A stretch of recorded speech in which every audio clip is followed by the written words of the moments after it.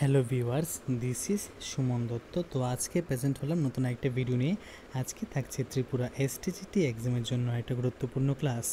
সেই ক্লাসে আমরা শিখতে চলছি কি ভূমিকম্পের মাত্রা ও পরিমাপক স্কেল, মানে এখানে আমরা রিক্টার স্কেল সম্পর্কে জানবো। ওকে, তো ভিডিও শুরু করার আগে সবাইকে বলছি, যদি তোমাদের কাছে এই ভিডিও ভালো লাগে থাকে তাহলে অবশ্যই ভিডিও শেয়ার করবে, এবং এই কথাও বলছি যে যারা যারা পড়ে নিয়েছো তারা অবশ্যই এই ভিডিওটা স্কিপ করে নিতে পারো, কারণ তোমরা তো অলরেডি জানো, তো এখান থেকে কিছুই শিখতে পারবে না।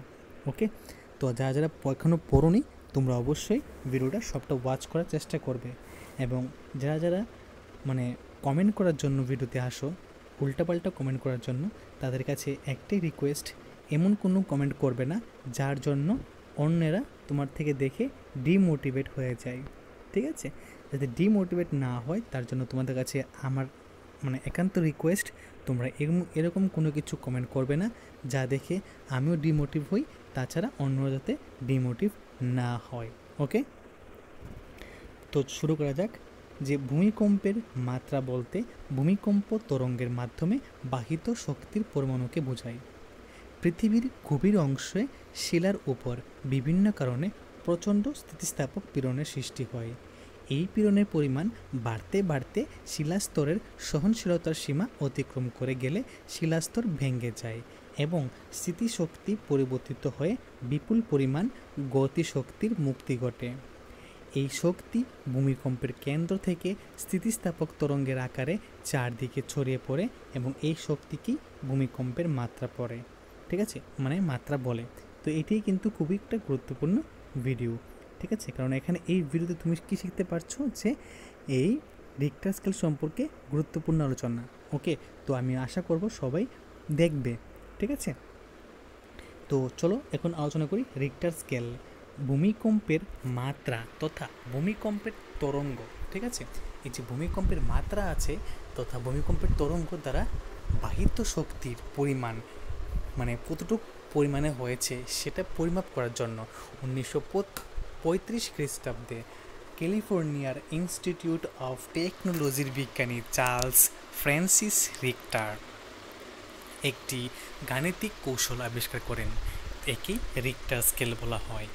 তো অবশ্যই তোমরা জেনে গেলে যে কি জানলে যে ভূমিকম্পের মাত্রা তথা ভূমিকম্পের যে তরঙ্গ তারা বাহিত শক্তির পরিমাণ, কতটুক ভয়াবহ শক্তি হতে পারে এটা, সেটা জানার জন্য 1935 খ্রিস্টাব্দে ক্যালিফোর্নিয়ার ইনস্টিটিউট অফ টেকনোলজি, কোথায়?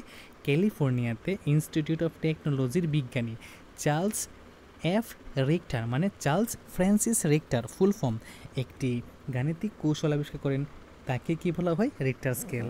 তো আরেকটা কথা বলে দিচ্ছি, এই যে চার্লস এফ রিক্টার, যার ফুল ফর্ম কি? চার্লস ফ্রান্সিস রিক্টার, এটাও কিন্তু পরীক্ষার মধ্যে আসতে পারে, এবং এটাও বলতে পারে কিন্তু যে রিক্টার স্কেল যে আবিষ্কার করেছিলেন চার্লস ফ্রান্সিস রিক্টার, কোথা থেকে করেছিলেন? ক্যালিফোর্নিয়ার ইনস্টিটিউট অফ টেকনোলজি থেকে। ওকে, তিনি উড অ্যান্ডারসন টরসান পেন্ডুলাম নামক একটি ভূমিকম্প লিক যন্ত্রে ভূমিকম্পের দুর্বলতম পৃষ্ঠ তরঙ্গের উচ্চতাকে 1 একক ধরে নিয়ে 10 একক মাত্রা বিশিষ্ট এই স্কেলটি প্রবর্তন করেন। কোথায়? তিনি উড অ্যান্ডারসন টরসান পেন্ডুলাম নামক একটি ভূমিকম্প লেখ যন্ত্রে। ঠিক আছে, এই স্কেলটি লগারিদমিক বা সংখ্যা বর্গমান, স্পেলিং মিস্টেকের জন্য লগারিদমিক। ঠিক আছে, কি হবে? লগারিদমিক হবে। লগারিদমিক বা সংখ্যা বর্গমান হওয়ায় এই স্কেলে ভূমিকম্পের তীব্রতা 1 একক মাত্রা বৃদ্ধি পেলে তা পূর্বের মাত্রা সংখ্যার তুলনায় 10 গুণ বেশি শক্তিশালী বা শক্তি নির্দেশ করে দেয়। যেমন এই স্কেলে 7 একক মাত্রার ভূমিকম্প 6 মাত্রার তুলনায় 10 গুণ এবং 5 মাত্রার তুলনায় 100 গুণ বেশি শক্তিশালী হয়। এই স্কেলে ভূমিকম্পের মাত্রা 5 বা এর বেশি হলেই ধনসম্পত্তি ও জীবনহানির আশঙ্কা থাকে, এবং ভূমিকম্পের যে ভূমির উপর যে ভূমিরূপ হয় তারও কিন্তু স্থায়ী পরিবর্তন ঘটে। মানে এখানে বলা হয়েছে যে তিনি যে স্কেলটি আবিষ্কার করেন সেখানে যদি 5 বা তার বেশি হয় তাহলে ধনসম্পত্তি মানে জীবনের যা যা তুমি কামাই করেছো এবং তোমার জীবন দুটোটা কিন্তু ধ্বংস হতে পারে ওনার স্কেলের মাত্রা অনুযায়ী। তো ভূমিকম্পের শক্তির মাত্রার ভিত্তিতে এই স্কেলকে 4 ভাগে ভাগ করা হয়েছে। তো 1 থেকে যে 3 অবধি যদি কিছু হয় তাহলে এটা উনি বলেছেন যে কি মৃদু ভূমিকম্প। যদি 3-এর বেশি থেকে 5-এর মানে 3-এর থেকে বেশি 5 মানে 3 থেকে মানে যদি 5 হয় তাহলে কি হয় মানে এখানে নাতি তীব্র ভূমিকম্প মানে না বেশি না কম। কিন্তু যদি 5-এর থেকে বেশি 9-এর থেকে কম হয় সেখানে কিন্তু তীব্র ভূমিকম্প। আমরা এখানে কি বলেছি এখানে একটু পড়েছি যে কি ধনসম্পত্তি এবং জীবনহানির আশঙ্কা থাকে। এরপরে যদি 9 থেকে 10 রিক্টার স্কেল হয় তাহলে অতি তীব্র ভূমিকম্প। তো ভূমিকম্পের প্রাবল্য বা তীব্রতা বা পরিমাপক স্কেল। ভূমিকম্পের তীব্রতা হলো ভূমিকম্পজনিত ধ্বংসের মাত্রা, অর্থাৎ ভূমিকম্পের তীব্রতা বলতে ভূমিকম্পের পর মানব জীবন, ধনসম্পত্তির ক্ষয়ক্ষতির পরিমাণ এবং মানুষের অভিজ্ঞতাকে বোঝায়। ইগেন, রুসি, ফুরেল, মার্কালি প্রমুখ ভূমিকম্প বিজ্ঞানী ভূমিকম্পের প্রাবল্য বা তীব্রতা পরিমাপের জন্য বিভিন্ন স্কেল প্রণয়ন করেন। যেমন 1928 খ্রিস্টাব্দে ভূবিজ্ঞানী ইগেন ভূমিকম্প তীব্রতা নির্ণয় করার জন্য তিনি ইগেন স্কেল করেন। তো ইগেন স্কেল কে করেন? ভূবিজ্ঞানী ইগেন 1828 খ্রিস্টাব্দে। 1883 খ্রিস্টাব্দে ইতালির MS রুসি ও সুইডেনের FA ফুরেল ভূমিকম্প তীব্রতা নির্ণয়কারী রুসি ফুরেল স্কেল এবং ইতালির অপর এক ভূবিজ্ঞানী জুসেপ্পি মার্কালি ভূমিকম্পের তীব্রতা নির্ণয়ের জন্য মার্কালি স্কেল প্রণয়ন করেন। তো আমাদের বেশি কিছু না, শিখতে হবে যে Rossi Forel scale, Mercalli scale, ইগেন স্কেল এগুলো কি? এগুলো হলো ভূমিকম্পের যে তীব্রতা মাপার জন্য একটা স্কেল।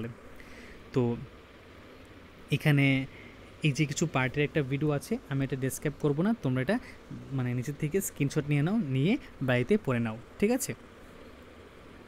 তো আমি একটু উপর তুলছি, এখন স্ক্রিনশট নিয়ে নাও।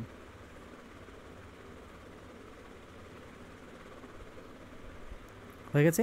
তো যদি আজকের এই ছোট্ট একটা ভিডিও তোমাদের কাছে ভালো লাগে, মানে রিক্টার স্কেল সম্পর্কে একটা গুরুত্বপূর্ণ তথ্য তোমাদের কাছে যদি ভালো লাগে থাকে, অবশ্যই ভিডিওটা সবার কাছে দেখার জন্য শেয়ার করে দেবে এবং অবশ্যই প্রথম থেকে শেষ অবধি দেখার চেষ্টা করবে। তো দেখা হচ্ছে একটা গুরুত্বপূর্ণ ভিডিওতে। এখন অবধি যে প্রথম থেকে শেষ অবধি দেখেছো তোমাকে অসংখ্য ধন্যবাদ।